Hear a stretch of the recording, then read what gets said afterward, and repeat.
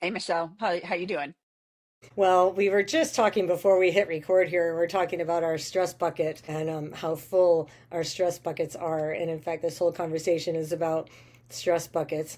So, first, Mickey, how full is your stress bucket? Right now, in this very moment, I would say my stress bucket is probably about, I don't know, 50%. But that I have That's caveats to pretty good, that. I think. Actually, I yeah, call it is.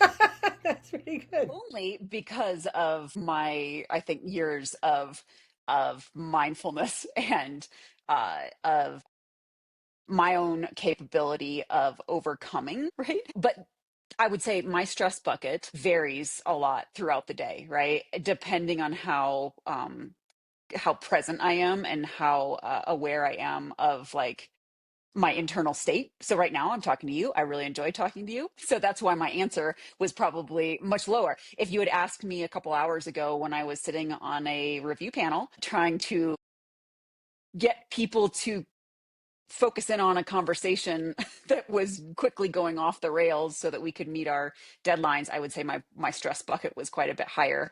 Um, yeah. How's your stress bucket? Tell me more. You just made a really good point, and the point being about how it's possible to pretty quickly shift how full Hmm. your stress bucket is, right? So like just because it's completely full at one moment doesn't mean that it's going to just stay full for the next 4 months and there's nothing you can do, to start draining it. And for those of you who aren't aware of like what we're even talking about as far as like stress bucket goes, like there's an analogy that just talks about how each of us have a bucket and hypothetically, and all the things in our life that count toward increasing stress in any capacity, right? So, like, this could be from work, it could be from relationships, it could be from the news, it could be from training, it could be from child rearing, parenting. Like, you pick the thing. Like, we can only handle so much stress. And when our stress buckets are full, and then we try to add more stress, I wouldn't say like we break, but like something's got to give. It's at that point that we get sick, we get injured, we fly off the handle and scream at somebody, we go into road rage situations, we do all that. Like, and so, Yeah. like, what our goal here today in this podcast is to talk about bringing awareness to our own stress buckets and how full they are at any given moment, and then giving us tools to reduce the amount that's in there so that we can handle more. And a lot of the reason why we want to say that is because, assuming it's mostly endurance athletes that are listening to us, if you start a training session with a stress bucket that's completely full, that training session needs to be one that drains the stress bucket. It can't be one Yeah. that adds to the stress bucket. So, like that training, if your stress bucket's full, the best thing you can probably do for yourself is go for a walk in the woods and like don't call it training, right? Like it needs to be something that drains Yeah. the bucket. And your like, 8 times 3 minute hard interval session is one that adds to that bucket. And so, if you are already at your capacity when you are going to start a session that is meant to add stress to the bucket, you are not likely to benefit from that session. And so we'll just continue to bring this conversation back to that big picture idea of like why this matters. This because the concept that we're going to talk about today matters for like every human being. And especially it matters for endurance athletes because we have like this extra added source of stress that we think is benefiting us, right? Like most athletes will be like, think of training as a thing that they're doing and it's stress relief, and it can feel like stress relief at times. Even going hard can feel like a stress relief, but it's not really. It's not really. Right. Like what it is it's like an adrenaline boost, and Right. we're like stress junkies, like addicted to that adrenaline. And Yeah. so like if you are already stressed out and doing a hard workout makes you feel better temporarily, that's because you're addicted to adrenaline, right? See So that? Yeah. yeah. There's a couple of experiences that I've had, and I've worked with some athletes that have also had these experiences. And I think there's some scientific evidence behind the release of dopamine when you do hard sessions. So there is the athlete that can get addicted to that adrenaline for sure. And I have been on that spectrum myself. I've also been in places where I'm, you know, for better or worse, like situational depression, and getting that hit of dopamine has really been beneficial. But it has to be delved out appropriately. It's not like I was doing high intensity every day to get that dopamine hit, but on occasion when I'm was really feeling blue, doing a harder session, I think really benefited me. But you have to keep it in context and within your range or capabilities, right? Like it wasn't like I did this just kind of ad nauseum, right, all the time to solve my depression, right? It was, but the research on lifting, right, not doesn't have to be heavy lifting, but sort of moderate to heavy lifting also can release dopamine, and then higher, usually threshold VO2 max can benefit. So keeping that in mind, and so I still think, literally, I just had an athlete that was feeling really, she lost her father. And I don't think she would mind me giving this example. I mean, it's been really, really hard. And I had an easy run on her schedule. And she said, I just ran by feel. I kind of ran tempo and I felt much better afterwards. And I said, absolutely, that's what you needed to do on the day. Right. And so I approve of those instances. But right, like getting back to the stress bucket, we do want to stress the system to make adaptations, but we can't make the adaptations if our stress bucket is already full and the training is adding on to. It's essentially like we can't adapt, right, because we're at our limits, without getting technical. But anyways, I just give Yeah. that little caveat because I have been struggle I have in the past struggled with not I just call it situational depression, kind of very tough times and feeling really down, and sometimes doing some higher intensity workouts on occasion did help kind of bring my mood up. So yeah. I see that. And I think Yeah. there's the new, so there's nuance to all of this. So everything we're talking about today, there's a ton of nuance to it. And so it's a matter of being aware of not only your current state, but like also how long have you been there? And Hmm. when you're not aware, or you're trying to downplay the amount of stress you're actually under. And I feel like women are awesome at this, right? I'm Yeah. fine. I'm I'm fine. fine. I got it all under control, right? And women are juggling like seven balls at a time, right? Hmm. Like you're raising your kids and you have your job and you're trying to keep your house clean and you're trying to train and you're trying to keep your husband happy and you're like all the things, right? Like, it's like, oh my God, it is a lot. And I don't know if women are just conditioned to say that like we're fine and we can handle all the things, we can Yeah. do all the things. We were said, oh yeah, you can have it all. However long we do that for, right? We can get into a state where we're so used to living with this bucket that's perpetually 98% full. Hmm. And because we're adaptable creatures, we can just get used to that. Like, right, like I'm just used to being in that state, so it's very normal for me to live in that Right. state. I would say that my awareness that it's possible to go overboard on all of this came about probably maybe 5 years ago, roughly, something like that. And the way that it presented to me was that I was not, the training I was doing was not making me better. Hmm. Right. So I was going out and I was training the same way that I had been training in years past, and it wasn't working. Right. I wasn't getting faster. I wasn't getting stronger. My endurance wasn't getting better. Instead, what training was doing to me is it was breaking me down further every time. And that was such a confusing state because for 2 decades, I had been training. And when I trained, I got better. And so, Hmm. like, this whole idea of like, I'm training, but I'm not getting better, it was so frustrating. And then my answer at the time was, well, clearly I need to train more, right? Because like I know that training makes me better. I have decades of evidence that training makes me better. All the books say training makes you better. All the coaches say training makes you better, right? So like, Hmm. and when I'm not getting better, it's like, well, obviously it's because I'm not training enough or I'm not training hard enough. I need to do more. And I mean, I was on a downward slide for years, so frustrated. And like, I mean, there's evidence too, like the Hawaii 70.3 that's coming up next month. I mean, I had like an upward trajectory at that race for several years, right? We're on the podium every year, everything's going great. And then I had expectations of that. And then like I was noticing this pattern, it's trend. Every year I went and got slower. And I'm like, I think I'm too young for this. I mean, I was still like early 40s, and it's like it shouldn't have been that like every single year I get slower, but every single year I managed to get slower. And I was like, okay, something's not right here. And then when I look back on it now, with the knowledge that I have now about our nervous system function, how our bodies and brains manage stress, chronic stress over long term. So, like, I feel like another thing we really want to talk about, because again, it's nuanced, is like there's acute stress and there's chronic stress, Mhm. right? And I think the training that I was doing was just like I was already in this super stressed out state, but I wouldn't have said it.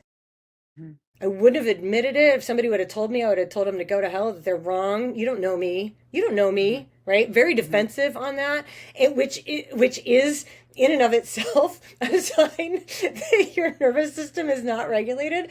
So, by the way, like, just make a little mental note when you find yourself unable to listen to really good, sane advice from a calm person who's trying to help you, and your immediate response is to get defensive and tell them why they're wrong, that's a sign. Yeah. So, Yeah. yeah, so that's where I was. And I didn't want to admit that, like, what I really needed was like a really long break. You know, Mhm. it not the kind, like, I was so far in that hole that it wasn't going to be like, oh, just take a recovery week and you'll be fine. Yeah. And I Yeah. will say I work with a couple of athletes who are so far enough down that hole right now, not from training, but just from life Life. stress, Yeah. that like their training is not working for them. Mm. And I recognize that because I'm like, oh yeah, I've been there. Training wasn't working for me. And so then it's like, well, we need to really look outside of like look outside of training to the big picture bucket of or big Yeah. picture of like how full is your stress bucket. Yeah. And by the way, like there are ways to make our stress bucket bigger. Mhm. And if we do it right, training can make our stress bucket bigger Mhm. Yeah. if we're like doing it from a healthy spot. But I do remember thinking like one of my first like ahas was that I'm not physically healthy enough to benefit from training right now.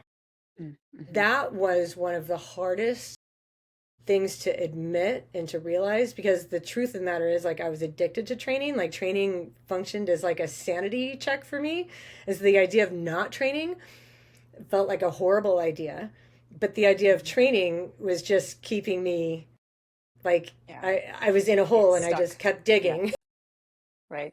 And so you're like, oh my gosh, like what do we do? And then when I started researching it and trying to learn more about it, it was so frustrating because everything I read was like, be really patient because this is going to take a long time. And I'm like, I don't have any patience right now. I need to fix this tomorrow. Right. And like, and that again, in and of itself is another sign that like your nervous system is not regulated. This and so this has been a lot of doom and gloom. Well, no, I think There's hope. It's possible to get yourself out of it, and I feel like I can share that because right now currently I'm in a spot where I'm training and I'm feeling myself benefit from the training again, which is like, oh, like yeah. super, like managed to do it and like get through it. And I feel like a lot of my coaching at this point is helping other people to Yeah. a become aware of how full is your stress bucket, and that's another way of saying like how regulated is your nervous system, and then how to navigate that whole process of like getting back to a place where you're healthy enough to benefit from training, because training's way more Yeah. fun and enjoyable when you're When benefiting from yeah. it. Yeah, and I think, I think one aspect, right, of how you coach and how we've both always coached is we integrate, right? We integrate as much as an athlete is willing to share about their stress buckets. I mean, not every athlete is totally I remember I worked with someone last summer who they were training for 70.3 and their mother was very ill. Like they thought she was not going to make it. And so they were spending both he and his sister were spending a lot of time traveling down to Florida to help and maybe prepare. And I only got this. I was also training his sister. I only got this information from her because he didn't feel like it needed to impact his training. But the reality is like that kind of thing, that kind of really stressful situation will, I mean, ignoring it is, not the answer, because even if an athlete can force it for a while to get through a super stressful time, they're going to crash, either through injury, sickness, burnout, so it's much better, life happens, right? Whether it's like your parents are sick, your kids are sick, your job is a shit show, whatever. And it's much more integrating that into your training as much as possible is going to help you in the long term, both in terms of baseline health and your how you are able to make progress, as well as, like regulate, right, your nervous system and keep yourself in a healthy state for longer. Ultimately, it's going to lead to better results down the line, even if you feel like you're giving up in the moment, right? Because you don't want to, no one wants to accommodate these things in life. No one wants to admit that like their job is just taking way more than they had planned on. And I see that a lot. I have athletes that they can't train on certain days because their jobs are just too stressful. That's not a rest day, right? Like that, they're not recovering because they're on their feet for 12 hours or longer, and they're dealing with clients or this or that, so we have to accommodate that. I don't plan for that to be as much of a rest day as I would for someone that doesn't have that kind of life.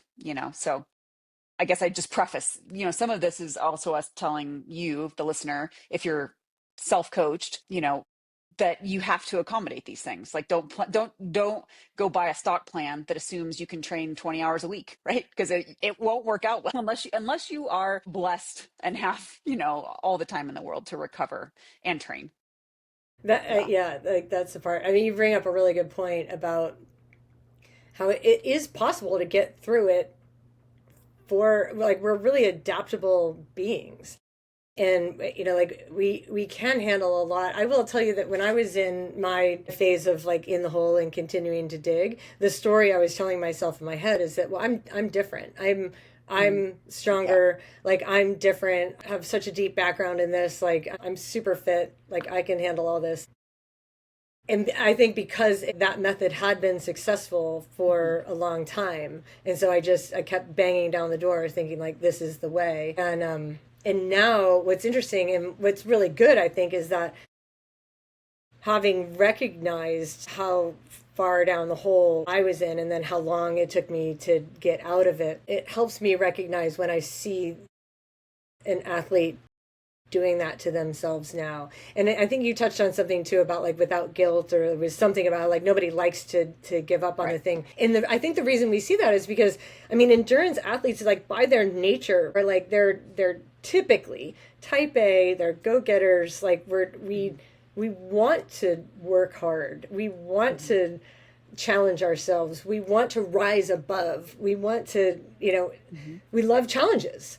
So it's like, oh, this is a challenge and like my body's too tired to do this. Like, I'll make my body do it. Right. And like the amount of athletes that I've worked with who have heard things like I dominate my body. I'm like, oh God, no, That's a don't big do one. that. Right. Yeah. Like at times, like, there is a time to do that. Like from mile 23 to 26 of the Hmm. marathon, that's when you tap into your ability to dominate your body. That Yep. is when you do it.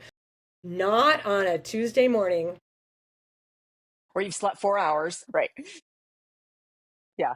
That's not when we're dominating our body, and trying to dominate our bodies chronically over months and years by just forcing them to do what we want them to do is what ultimately, well, it's one of the things that leads to a nervous system dysregulation, which like a key thing to know is like if you want to know like how are you, what does that mean, right, to be Hmm. dysregulated? And it basically just means that your body is not in a state where it's ready to absorb the work of training. Like you might be able to do it and get by with it, but all you're really doing is digging the hole deeper. Like you're not getting better from it. And so that's a really important question that like we as coaches need to be watching for with our athletes in the training we're giving them. Like, are they getting better? And it isn't going to ever be a linear line, right? It's Right. not like, well, I'm not better today than I was yesterday, so your training is wrong. It's not that.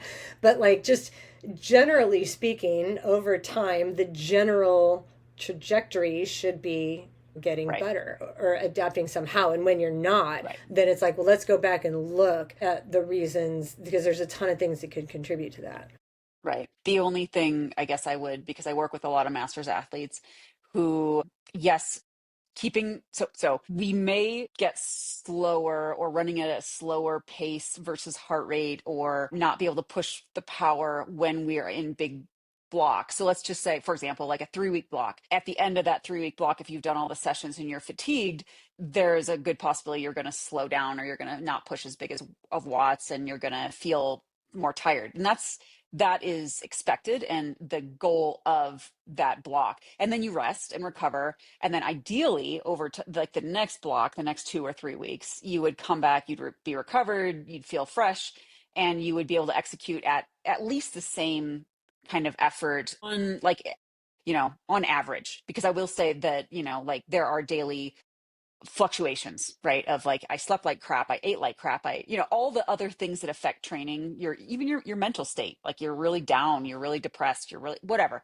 So you have to account for that variability. But yes, and then the one other caveat, because I get this all the time, is especially with masters athletes that have taken big blocks of time off, big blocks, like 6 months, a year, when they come back, they are often struggling to not feel how they felt when they left at the height of their last big season, right? And so we've talked about this in other podcasts, right? Like the effect, aging is real, right? So we cannot expect to get back to where I'm not going to run, what a 5:15 mile ever again in my life, right? So you have to keep it in context of like, can you get back to where you were last year or the year before? Especially if you competed and you trained, not just competed, but you trained in a way that worked for your body, that was smart training, and that you kind of reached your potential when you were, and I don't want to throw out ages, but like, whatever, in your 30s, for example. It's, and I know, again, I've touched on this before. There are athletes in their 40s and 50s that are doing amazing things, like truly amazing.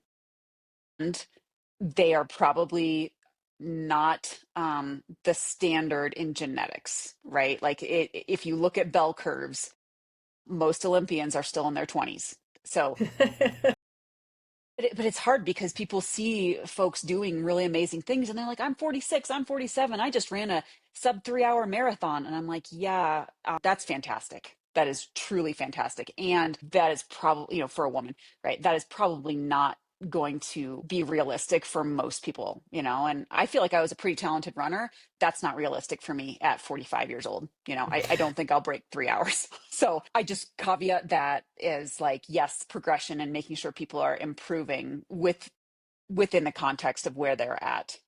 Well, and I think that the key too is like improving as would be expected given the training that you're Yep. doing. Right. And Yeah. so, like, when I say that, like, because, like, the good news is I'm back in a place where I'm able to adapt to the training I'm doing Mhm. again, and I'm seeing a general trend of improvement, right? Right. Which tells me that, like, cool, my body's in a place where it's able to tolerate this stress, the training stress that I'm adding to it, because generally speaking, I'm getting better. Does that mean that, and specifically, I'm talking about swimming here, does that mean that every time I get in the pool, I'm swimming faster than I did yesterday? Like, absolutely not, right? Because some days I'm on purpose trying not to swim faster, right? Like, it's just a deposit kind of day because I know that, like, volume and consistency works for me. And so, like, today's a day where, like, I'm not trying to hit any, like, hard Mhm. effort. And so I'll just, like, like, check, did that session, check, did that session. But then, like, on the key day where it's like, all right, here's where I feel I've assessed my situation. My body feels pretty good. I'm mentally in a good spot. I feel like working hard today. That's a really big key. I Mhm. want to, because there's a difference. There's a feeling of like, I have to work hard. I have to do this today. I'm dragging myself, to the bike trainer or to the pool or out the door to run or whatever, and just trying to force it out of myself. That is like what I'm cautioning against. More like, here's a feeling of like, I'm ready to do the work. And then when I go to try and push, like, okay, solid, like that's better than it was before. It's along the lines of what I would expect given the training I've done, which is Right. not the same thing as saying I'm swimming as fast as I did 10 years ago, because guess what? I'm not, right? But like that would be unrealistic to think. So all I'm looking for is like better Yeah. than last month, not better than Yeah. yesterday. There's that sign that says better Yeah. than yesterday. I'm like, well, like Yeah. not necessarily, but like better than last month. That's a Yeah. good goal. Like overall on average, Yeah. like that's what I I'm like that. looking for, and it Yeah. depends on, and it needs to be in accordance with the training you're doing. So like if I were only going to swim twice a week for 2000, I would not expect the same level of development that I can expect when I'm training swimming 5 days a week for 18,000. Yeah, Like they're absolutely. totally Yeah. two different ballparks, and so it's like being really realistic with what kind of improvement am I looking for. But again, the big picture of this conversation is along the lines of if and when you're not seeing that improvement, throwing more training at yourself Right. is likely not your answer. Yeah. I'm sorry. Yeah. I That's mean, just the truth of it.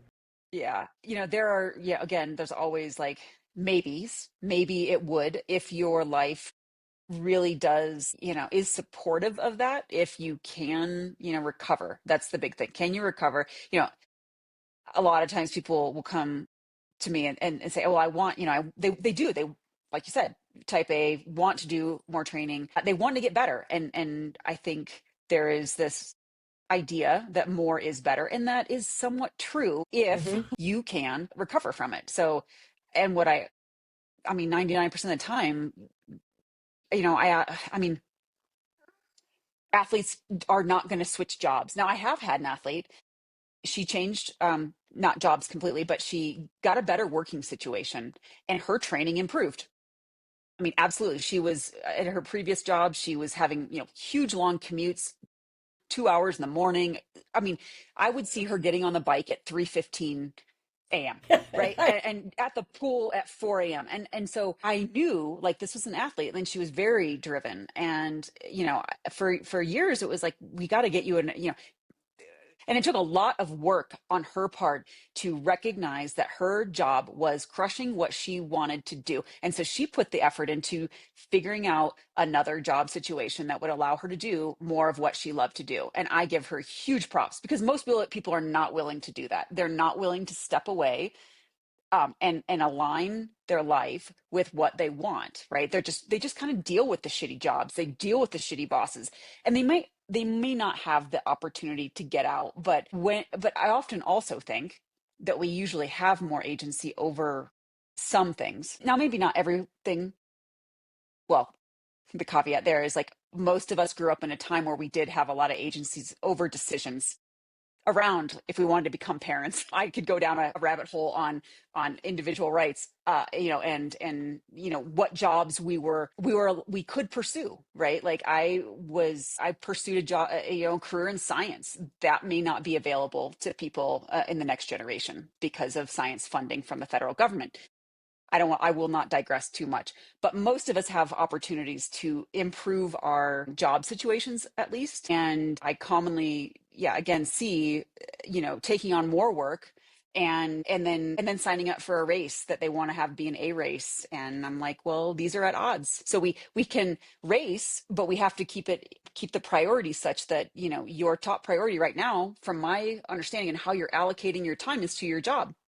So we can race, but we have to do it with that mindset that this is not top priority. And that's hard. It's really hard, right? To get people to look that at their life in that much focus. And I think I've talked about this in a Substack, or maybe it's a newsletter. I can't remember, but we often have so many things we want to do with our lives, right? We have lots of, training and job. We want to be the best mom and dad and dog mom. And I very rarely meet people that, don't have big aspirations for all the things they want to do. And the reality is we don't have time or energy to do them all. So we have to choose, few things at any one time and do them well. And sadly, we have to sometimes let things go. Now, I'm not proposing to let our health go, but I think keeping that in mind, right? Like the realities are that when our stress buckets are pretty high, we can't add more and more, with expectations that somehow we're going to magically get a bigger stress bucket when we're not doing the basic work to improve the volume of that stress bucket. So I'm rambling now, and I kind of went down the my own stress Yeah. bucket, which is Well, my career right now in the very moment of this yeah. administration. And what you said too, it reminded me of a quote that was along the lines of, we always have a choice. Like, even when you're in a situation where you think, like, I don't have a choice. And we can use a job as an example here, right? So, like, you're in a job it's excessively stressful. You know that you are just on the edge and you're trying to balance, like, all the things, and you know it's your job or for whatever reason that is causing this excess stress. And in your mind, you're like, I don't have a choice. Like, I have to keep this job. I don't have a choice. And the reality is, you do have a choice. You just don't like the outcome of the other choice, right? Like, the choice is keep your job or quit your job, right? And like, the outcome of quitting your job might be so detrimental. Well, if I quit my job, then I don't have a paycheck, and then I can't pay my mortgage, and then I lose my house, and then right? Like, so it could be that, like, Mm-hmm. that you think you don't have a choice, but it's really just that the outcome of the other option is more unacceptable than the outcome of staying in your job, right? But Right. I Yeah. I'll tell you, I just this morning I typed this out to an athlete, and it was really hard, and I thought about, like, should I erase that? Should I really send this to her? Is it my place? Like, is it, like, I kind of just wasn't sure. Like, is this something I tell her or not? But I have an athlete who is, I mean, it really sounds like she's, I don't want to say even on the edge of burnout. Like, she's in a hole is what it is. And it's not from training. It is from work. It is 100% work stress that has put her in a hole. She realizes that she's in a hole. She's taken like a week of very light training, and then I'm only programming very light training for her right now. Just move in a way that feels good, that's Mm-hmm. easy, not highly stressful. But even then, she's having, like, she's swimming, and she's like, I just didn't want to be there. Like, I didn't want to do it. And she's the type of person who's like very type A, very driven, very, normally this would not be a thing. And I'm like, okay, here's the thing. Like, you need to listen to that, right? So, like, if you're the type of person who never loves training, then this advice is Then not for yeah. you. Like, this is for, like, that type A athlete that normally really loves it. And then, like, on a continuing basis is realizing that, like, this whole thing is a drag. And we know that she's not overtrained right now, right? Like, it's not a matter of, like, you've done so much training. Like, she's exercising a couple times a week. Like, she's not overtrained, but she is in a hole. And I forget exactly how I worded it, but it was along the lines of, you're without health, nothing else matters, right? Like, you have a young kid at home, you have a husband who loves you, you have this nice family life, but like, and you want to do a triathlon and you want to train, and this job is like sucking up all of your energy. And I think maybe on purpose, like, I think it's the kind of job that like prides itself. And so Yeah. you have to be the kind of person that can handle it. Right. So the job is like, we're going to demand all this of you. And that's the type A athlete's going to go, yeah, I can do that. I'm the kind that can Yeah. rise to that occasion. And she prides herself on doing that. And I think normally she could. But like, in this case, that job has just battered her. And it's been challenging for me to watch, because she is such a like, in so many ways, like, has so much to give to the world. But like, she's in a hole right now. Mm-hmm. And I know she feels like she doesn't have a choice on the job front. Like, I know she feels like that. Like, that there's no choice. Like, I have to barrel forward with this job. So I wrote something along the lines of, like, when your choice, and this is a big picture thing to think about on, meditate on, journal on, when you're in a situation that you feel like you can't change, right? Because the reality is, she could change. She could quit her job. Like, but likely the reality or the downfall of that is not something she wants to do. So she's not Right. likely to just up and quit this job. But if you're in that situation and your health is faltering, then like, your other option could be to shift what that job means to you, or shift what it looks like, shift what success looks like at that Mm-hmm. job, right? Like, so if you're always going for, like, the 110% or the best marks on the thing, or the highest sales score on your team, or the, like, whatever metric your job is judging you on, when you're that type A and always going for like the very top Mm-hmm. marks on the thing, over time that can really take its toll on you. And so if you're in the situation, and it sounded really weird for me to say, because like, I'm not one that's like, let's just promote mediocrity, right? And it's like, that's not what I was saying, but it was like, it's just so weird to, like, how do I frame this in a way that it's like, yes, performance is important, and without health, you're not going to have high performance. Like, that's just a reality. And I'm sorry, but it is the case. And this is where you are right now. And so if you can't, if you can't remove the stress, then what Mm-hmm. you need to do is change your response to the stress. Yeah. Yeah.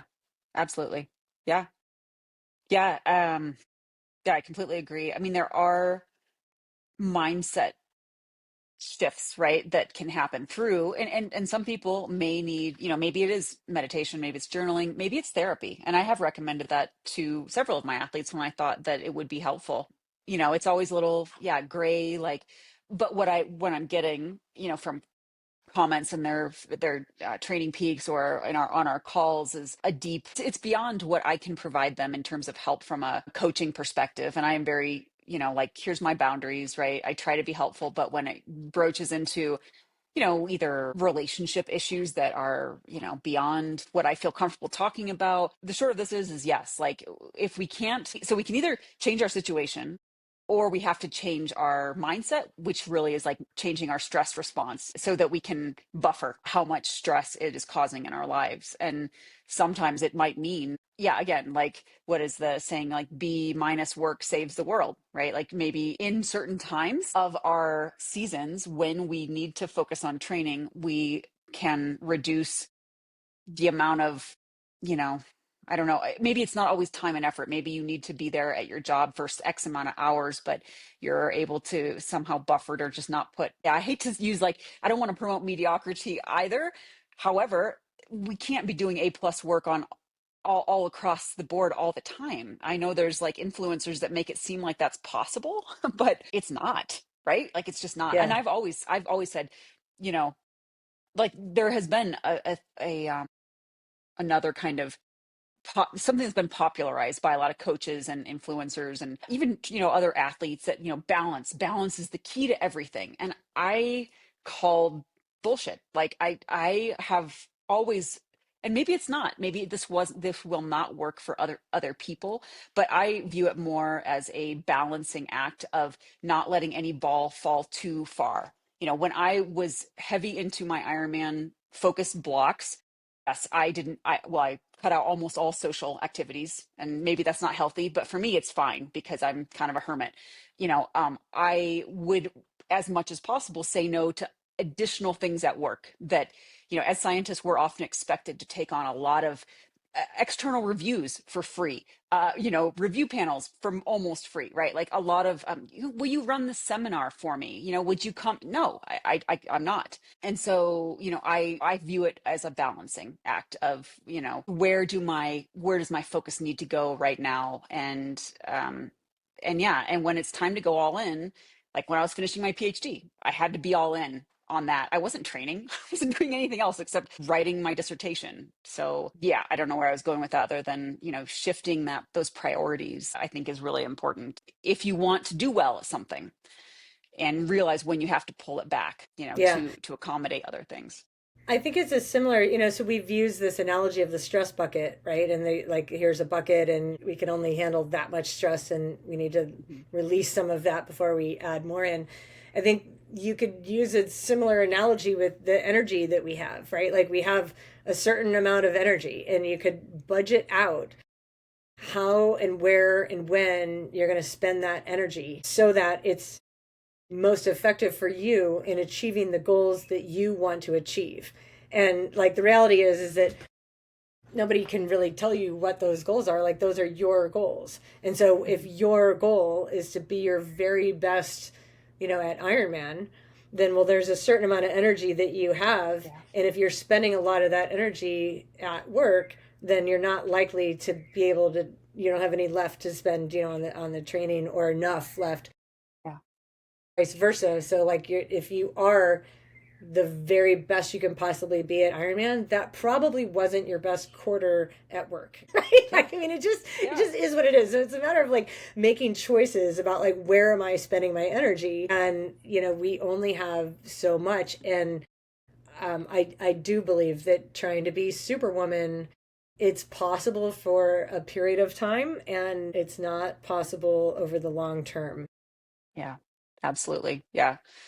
Yeah, I mean, when I did have a big breakthrough race, I took multiple weeks off of work, full off. Like, I took vacation, which I know is, for some people, that's like, well, I would never, I take vacation for my family, or, and that's fine. That absolutely is fine. That's your choice.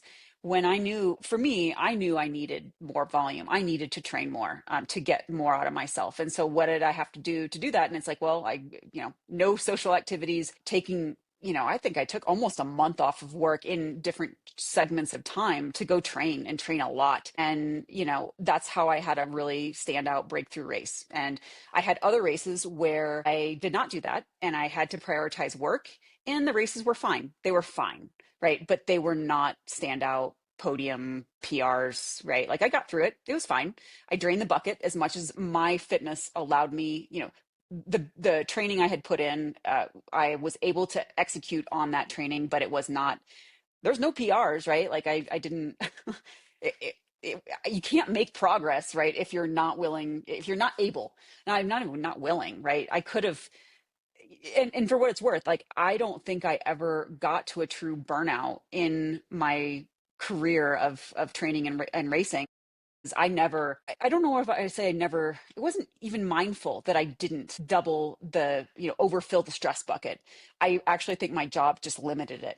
Like I just knew my job is so unstable. You're required to really work well above 40 hours to make it. It's very demanding, very unstable, high risk, a lot of risk. And so when it was crunch time to put proposals in or travel to Dubai to support our mission, that had to take priority. I have no other, not independently wealthy. So I don't think, there were stressful times, but I don't think I ever trained to the, it wasn't able, I wasn't able to do it, right? Maybe that's my reliance on like my self-preservation was such that like I just didn't allow myself to get into that training bucket. There was just times where I was training, but the focus was on work. And so I was, barely training. I would joke that I'd off the couch an Ironman, and sometimes that wasn't far from the truth, right? God. So, but I had years of base to do that with, right? But yeah, Yeah. I should share more of my real shit show, uh, of, that'd be interesting because people think they need all these hours to do it. It's like, no, if you have a good base for, many years, you can do some pretty amazing things. Your body stores that, not everyone, but I think when you're in a good prime, yeah. And I always had baseline health, right? Like I don't think I've never missed a period. I've never had, up until my 40s, like my hormones were totally fine. I had actually higher testosterone than the average naturally, right? So no stress fractures, no real injuries, no, I mean, when I was training consistently, it was very consistent. I'm never sick, right? So there was, for me, like a baseline health was always pretty high for whatever reason. Also, I'm a hermit and I don't have children. So, right? Like, let's be real. Let's be real. Okay, so we just came up with our topic for next time. We're gonna next time, Nikki. That and because I've actually had this in my head as like a podcast topic ideas that we will talk about like just stories. I feel like people really like stories and can relate to stories, and so it would be really interesting to. We'll come up with a list of questions for each other, and it would be along the lines of like, tell us about like how you got started and how like great races and really crappy races and how did you respond. I mean, I just feel like we between the two of us, Sure. Yeah. there's so much experience. Like, there's nothing we haven't experienced. But back to the topic today about like the stress buckets and the total training that we can do. It reminded me what you were saying about training camps and why remember like training camps used to be a thing that pretty Huge. much everybody did. I feel like they're less so now. Yeah. Maybe I'm just out of the loop, I don't know, but like for a while, a decade ago, it was like everybody was doing training camps. Like, which camp are you going to? And you would take a week off work and you would go to Tucson or you would go somewhere. And I ran a couple of those as a coach. It was very stressful as a coach. Did you ever run Right. one as a coach? Yes. Very Oh my stressful. God. Like Very exhausting stressful. Yeah. to be in charge of all the details because Yeah. here's the thing, like we're still doing all that big training and planning for all the Yeah. backroom stuff. But as an athlete, to be able to not have your daily life activities. I don't have work. I don't have to clean my house. I don't have to do the laundry. I don't have to take care of the kids. I don't have to take care of the dogs. Like all I get to do today is ride my bike and swim and run, and you're with other people and your meals are being made for you. And like, that's just a dream come true. And by the way, a lot of pros like kind of live like that. So like if they're training in a way that you're like, you wish you could train like that, like their life is a perpetual training camp.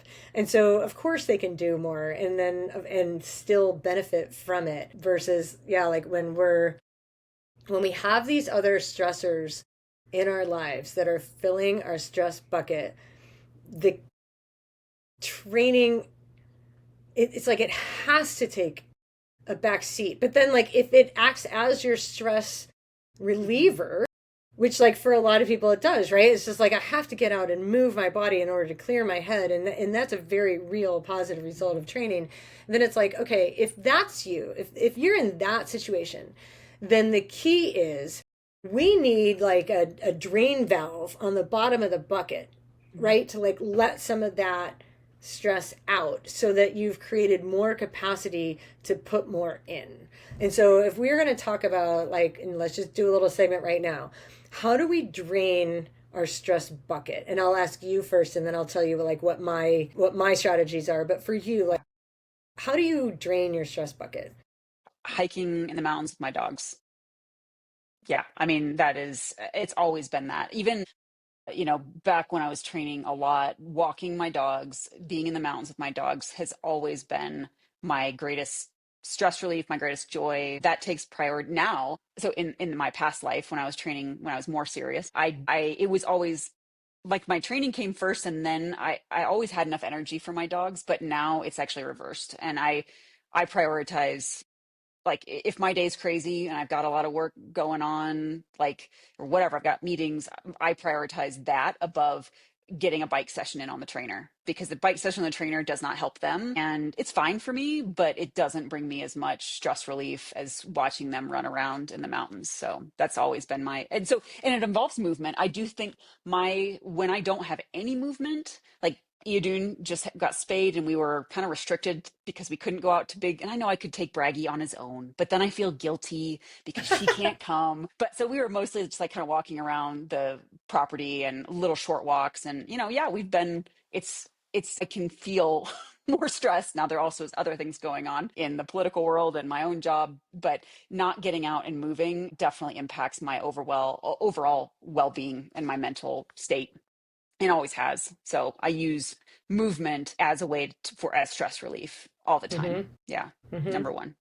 How about you? Easy, yeah, easy movement. I would agree. Walking, like there's some quote about that says like I don't know. I'm going to butcher it. It's something along the lines of like there's no problem that a good long walk can't solve. Yeah. You know what I mean? Because like Yeah. you just like walking somehow like easy movement outside in nature, whether it's alone, or ideally like with other people too, like can be really good for you. So Hmm. yeah, I feel like I solve a lot of problems. Easy swimming is the Yeah. same for me as far as Yeah. like hard swimming doesn't solve my problems, but easy swimming I can do a lot of thinking, which is great. I think being in nature is key. Acutely, if I know, because like there's one thing that I really want to get across in this podcast when we're talking about regulating ourselves, it's like having an awareness of what is your current state. Hmm. And by that, I mean like how much muscle tension are you holding? And and here's the thing, if you've never thought about that before, the chances are, and like I would put money down on this because it's so common.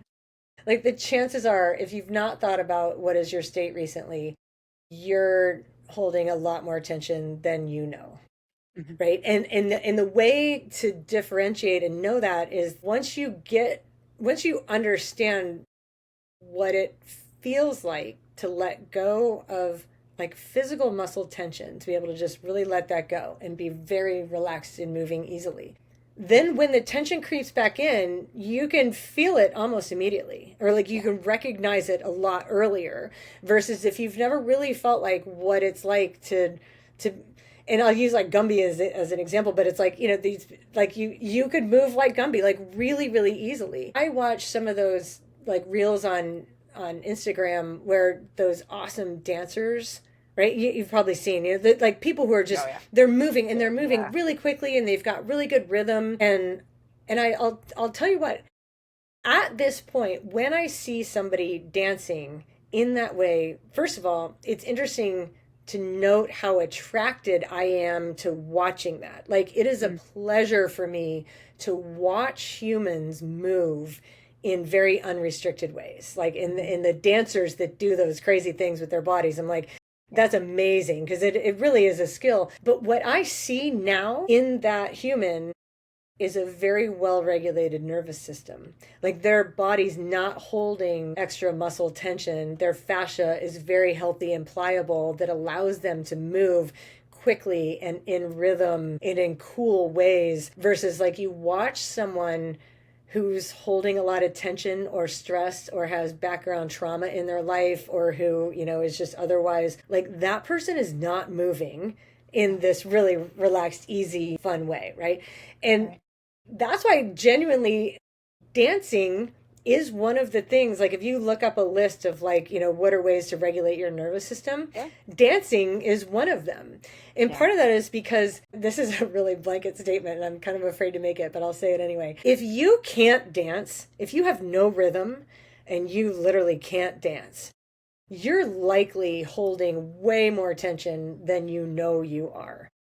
Yeah. Well, it's And the reason I'll say that is because, like, when I first started with my flow rope, and it's been a minute since we've talked about flow rope, but this is a really interesting place to bring flow rope in.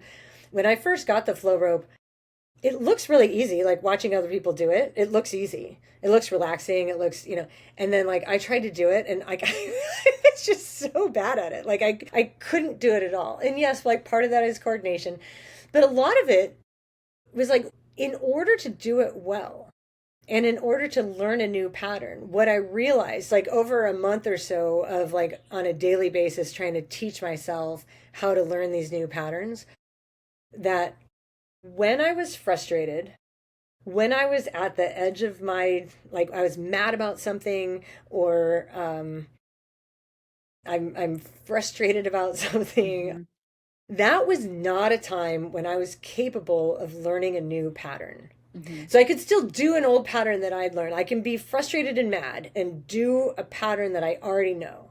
But in order to learn a new one, I had to be in a really, really calm, relaxed, patient mindset. hmm And in order to be in a calm, relaxed, patient mindset, your nervous system has to be regulated. hmm Because one of the hallmark signs of a dysregulated nervous system is impatience, being frustrated, like you're not in a mind space where you can learn. hmm And it's like when you start putting all those puzzle pieces together, it's like, oh, okay.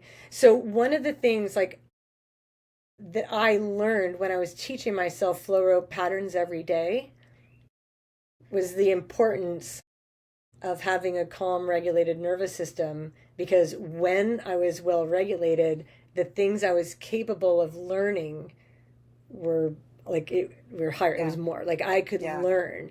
And I mean, the implications for this are so huge, like society wide.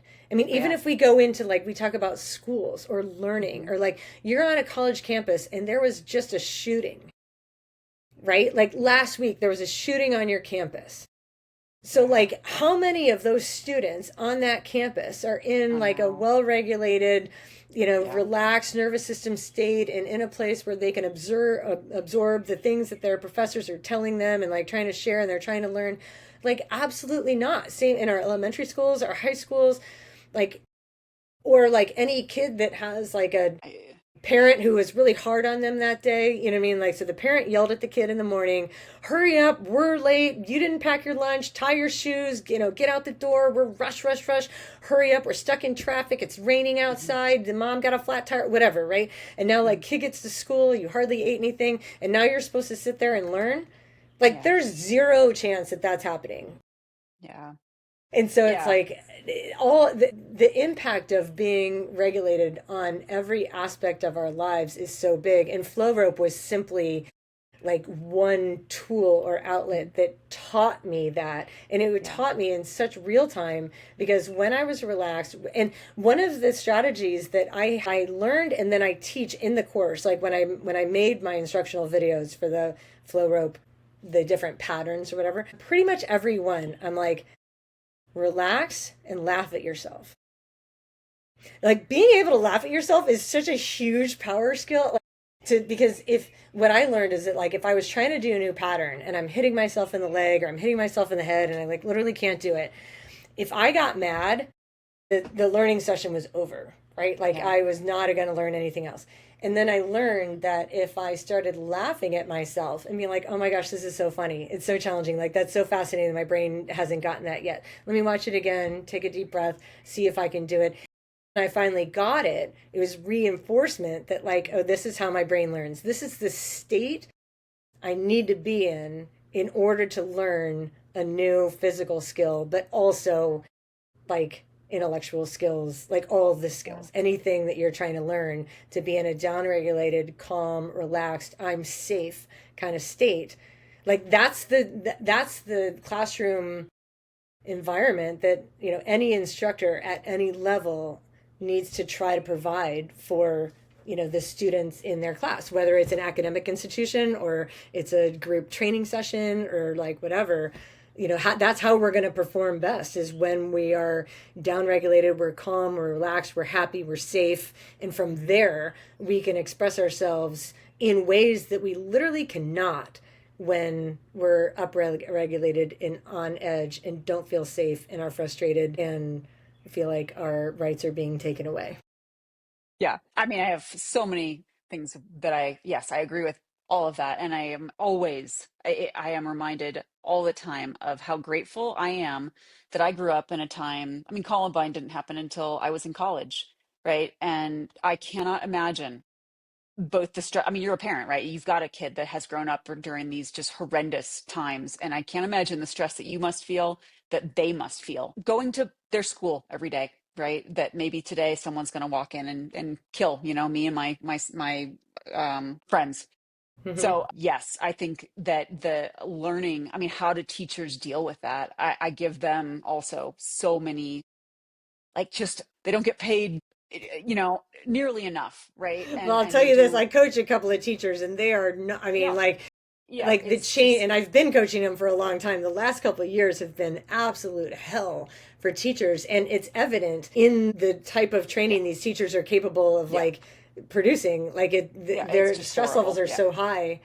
Yeah. Um, yeah, so yeah, but what I was going to say, yeah, our lives right now, many, even if you are not always in tune with the political, the geopolitical situation, or maybe you've got a very healthy boundary with news, that's fine. But almost everyone, especially, the athletes I work with, have outside stresses, right? That are often maybe not fully, and we can't always control them, right? They are what they are. Maybe we could work towards having a different situation in the future. We don't know. And I do encourage that, yeah, if we can't change our mindset, we can't change the situation, that can we work to improve the situation, down the line. But where I was going with that is, we don't need to add more stress in terms of judgment on top of what should be fun, right? Like, our training should be a stress relief. And I mean, I wrote Substack on how smartwatches, I think, are actually making us worse athletes. And not because they don't provide really useful metrics and information and can help us, but almost across the board, they're used as just more judgment tools, more judgment on why I suck. I mean, I literally had a conversation in Training Peaks on their and we need to do a podcast on why it is so wrong to use your pace of your long run as a predictor for your race pace. I am like, so I don't know how many times I have literally written about this on, maybe I haven't on Substack, but I feel like I'm a broken freaking record on why, like, your long run pace doesn't actually fucking matter. Excuse my language. But I actually said, did you read my Substack on not judging your pace? And this long run did not have pace in it. It was basically use your heart rate and use it, keep this conversational. Can you have a conversation during this long run? If you can, you're in a good place. Because this person also maybe doesn't like to use heart rate so much. Anyways, post workout comments, well, I'm just really concerned this pace is not fast enough and I'm not going to be able to meet my race goals and blah blah blah. And I said, did you read this? And I don't look at my pace during the run, but they do as soon as they upload the data, and then it's just judgment all over the place, and oh my god, I suck. And I'm like, if training is not bringing you joy, like, you got to either switch the training up or do something else, because life is too short, just too short, right? So I try to make it as fun and as like, when there's less judgment. I won't say no judgment, because that's impossible, but only judging certain things when it's appropriate, right? And looking at the overall progression, I think, is important. But just that added judgment all the time, having fun with it, laughing at yourself. And some sessions might be like, oh yeah, boy, I really suck today, or whatever. I mean, I would avoid saying I really suck today. I would just say this session really sucks, right? Can you remove the I? But a lot of comments I see is like, I suck, right? I failed. And like really personalizing that, like, this session went terrible, so therefore I'm terrible. And it's like, oh my God, like, this is just something you do and it should really be fun, because if you're not having fun, you're probably not going to make progress. And so, there are athletes, I think, that really do the sport for the performance, like for the race results that they believe will provide some meaningful positive in their life, right? Like, I do believe there are some athletes that are highly motivated, not by the love of doing the thing, but by the results that they perceive will tell them something about themselves. That's false, of course. Fundamentally, like, your race results are not you, and they don't tell you anything about how you are as a person, right? It's just something you do. Once athletes finally get past that and they can find the love and the joy of movement, then the results start to take care of themselves. And then what I see all the time is the results don't matter, right? Because they're doing what they love to do, and it's aligned with their values now of what's important. So I guess it's related to our nervous system and how we regulate, because if we're constantly dysregulated and constantly stressed out, and we're adding more stress because we're judging, because we're not good enough, because we didn't make some metric that we set ourselves most of the time. I mean, because as a coach, I very rarely think any workout is a failure, right? Unless you literally just, I don't know. I mean, I'm trying to think of, like, you can always learn something, right? And there's Yeah. always a positive benefit. So, yeah. Yeah, I mean, so you brought up an interesting point that makes me think when I was training in a dysregulated state, I cared a lot more about my power and my paces and because every training session was some sort of statement about who I was, how good I was as an athlete, right? And that translated into how much I was worth as a person or whatever. I would not have admitted that at the time, right? Like if somebody would have told me that, like, so if anybody's listening going like, I don't think that, like, I absolutely would have said, I don't think that, right? And but like now being on the other side of it, and I mean, I think I've shared this with you, with you privately, but I keep using swimming as my example right now because that's the thing that I'm doing the most and measuring the most as well. Like it's once or twice a week. I'll be honest. Twice a week, I'll do a set that I'm giving a solid effort and trying on, right? Which 2 days those are kind of depends on the week, how am I feeling, whatever. But the reality is I time everything I do in the pool. Like I time my easy hundreds. I time all of it. The difference now in how I view like what those splits are is just straight up objective information that has no meaning or bearing on like me as a person and even my workout. So like I wrote a couple weeks ago about like some great swim workout I had, it was a bunch of 200s and I was like really proud of it because it was like, okay, cool. Like I felt like I was in control. I felt like I was choosing my effort the whole time. I knew I had an extra gear. I paced it really well. I surprised myself with how fast I went at the end. Like I was really stoked about that. And it was very satisfying. I didn't leave the pool that day feeling like I'm a better person because I did that workout. It was more of like I felt a degree of satisfaction because one, it felt really good to have that level of control over the work that I was executing. Like to me, like I just really enjoyed being able to execute and do that. But then like, a couple days later, I got in the pool and I mean it was horrific. I was just completely disconnected. I'm like, what is happening in my stroke? Like it just felt bad. Everything about it felt bad, and all of that was reflected in my paces, and they were slower than they were before. And I'll just share with you that the way I interpreted that was like, wow, I wonder what's up today. Like there must be something going on because like what I didn't do was make an assumption that I lost all my fitness in the last 4 days. Right. Right? You know what I mean? Right. Like Oh my God, the fitness is not gone. Like the fitness is totally there. Like it's all there. Whatever it was like, I'll say, I mean, there's a couple different ways to say it, but it was either I didn't set myself up to be in a place where I could get the most out of myself that day. I didn't mentally prep myself. I had probably watched the news. I was under some sort of time crunch. I was, pick a thing. There's all these things that will affect our state when we go into the training session. And when we're not totally present with what we're doing, we're not excited about what we're doing, we don't have a specific goal on the day, then like the chances of it going poorly are higher. After I left that the next session that like wasn't good at all, I was like, well, it's really surprising. Like I kind of thought maybe that it was just going to be smooth sailing from here on out. It's not, and it was fine. Like I left the pool and I was like, check. You know what? There was another 4,000 like in the account. Like it's fine. Yeah. And the other thing is this: when I realized this is the reason I'm sharing these stories is so that you can see sort of what does a mindset look like of an athlete that is on like the mature end of having been through all this shit. That's why I'm Right. sharing this. Is like I've been through all that shit. I'm on the mature end of it. I'm still going after performance, but in a very different way, right? Like it's a different path, but I still want to perform well. The answer is like on the day when I know it's not there, I do not force anything.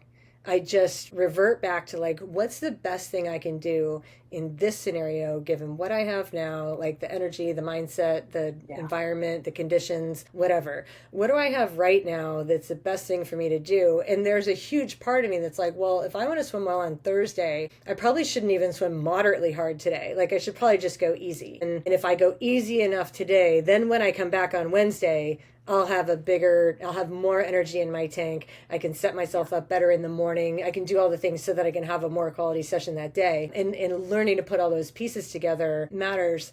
And Yeah. it is all about contextual awareness. Like I'm aware of what is my state today. And Yeah. when I'm in the state that's like, here's a good one, I'm getting a good workout out of myself, super. In my notes, I don't even have a coach right now, Mikki, and I still write in all my notes specifically just for myself so that I'm looking for the patterns and I'm saying, what did I do to set myself up to have a good workout today? And Yeah. that matters because, like, on the day where I do care about my performance because I'm going to put a timing chip on and I'm going to race, like, I'm going to do those things so I can put myself in that state where I'm able to express the fitness that I've built Yeah. versus when I'm being hurried is a real problem. Being mad Yeah. for me is a real Yeah. problem. Yeah. Anyway, yeah, I just wanted to share those Yeah. stories. Like that's just how it goes. Like there's some workouts that aren't good, and when it's not good, like learn something from it and let it go, and don't push through those because like you don't have it today. Save it then for the day that you do have it. And when you're Absolutely. doing a key session, then like set yourself up well. Do the key session, and the rest of the time just let it go. Let it go. Yeah, I Yeah, completely agree. I had an athlete do a pretty big training block last week. They were on, well, in their commitments, it was like vacation can train more. And so yeah, I gave them, it's fun, right, to develop a fun week where they're going to have more time to recover, and so you can really get some good sessions in. However, a lot of those sessions, it was like, you know I kind of tried to target some key, some more important sessions, and then some that were like, if you have energy, if you have time. And on a couple of them, had a recovery swim. I said, you could do a recovery swim today, or if it's better to just chill and relax and sleep, take a nap, do that. And then when they uploaded their post workout commitments, they're like, well, I am feeling a little, because it was a big push in volume. I'm feeling a little tired, and I decided to skip this, and I hope that's okay. And I was like, absolutely. I prefer, she's like, because I wanted to set myself up better for my ride, because I gave her like a ride with a little bit of quality in the next day. And I'm like, absolutely. Like, I want you to make those calls. I don't think more is always better. And so encouraging that, I totally agree. Like, when their sessions aren't there, you're really tired, or you're in a block where you're pushing and you are starting to ride that fatigue line, or that uncertainty of like, is it too much, and you're working, or you've got kids take to, then maybe some of those extra sessions don't need to happen. And or if they do, take the intensity. If you're not feeling it, check the box, do the intensity, or do whatever's, take it down to like zone 1, zone 2, easy movement, never a wrong choice in my opinion, and let it go. So yeah, yeah. yeah, Same. I All have right, a I puppy. think we Yeah, I think that we is did it right. Like your dog has to go out. Like Well, she's I don't know if you can see See my the mess, dog. but this is the mess that she has done in the time we've been Boy. talking. Can you see all that? Yeah, I Yeah. this dog bed, I don't even care about because she's literally destroyed it and I shouldn't let her do this because it encourages more shredding, but this puppy, yeah, she's still a puppy, a year old. The biggest shredder. I have all the dogs I've ever had. Like she's a chewer. I don't think I'm going to have her allow her to be outside without my presence, right? Without a crate for a long time. I mean, unless I come home and my couch is destroyed. So she is, I don't know I what it wonder if is. her She nervous system loves to is not, shred. she's trying, she's doing that as Probably. a self-soothing, Mickey. Is that, that's what Probably. she's doing, is like she's nervous and chewing on something is Oh a my God. temporary self-soothing that Uh, calms her in a way. but like all the dog toys that I buy, all the chewing, all that, no, we need to chew beds. Yeah. And, at least it's not Yeah. my stuff. So whatever. Yeah. Anyways, yes, we have probably beat this horse. So hopefully folks have some takeaway points. I don't, do you want to summarize it all or do you think we're good to leave it at our stories and you Yeah. know, I just, that, I mean, the summary is be aware of your state. If you don't want to train and the training you're doing is not at least somehow making you better, then you're likely in some sort of yeah, hole. And when you're in a hole, stop digging.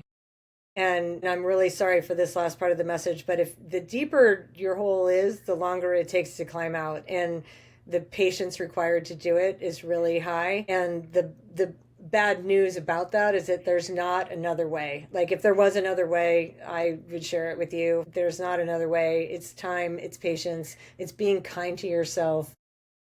Stop judging yourself. Let it, lots of stuff go. Let the muscle tension go. Practice patience, breathe, journal. Just get quiet with yourself. Learn how to do that. And things can, and your body wants to repair itself, right? Like, and it will repair itself, but it's like it just needs the right environment to do it in. And if you continue to be on red alert, go, go, go, not stopping, not slowing down, being tough about it, you're just continuing to dig, and I'm sorry, but you're not likely to find success with that approach. So absolutely. tune in next time Absolutely. for happy stories from Mickey and Michelle. Maybe next time we will do like I don't know, ask each other questions about, best race, I worst think it would be race, fun. yeah, that'd be fun. We'll Yeah. get to know each other, and listeners Keep can it get to light. know us better. We can share our like Yeah. stories of of wins and Yeah. losses. Yep. That All sounds right. good. All right. Well, Till thanks, next time then. Michelle. And All right. yeah, we will see you soon.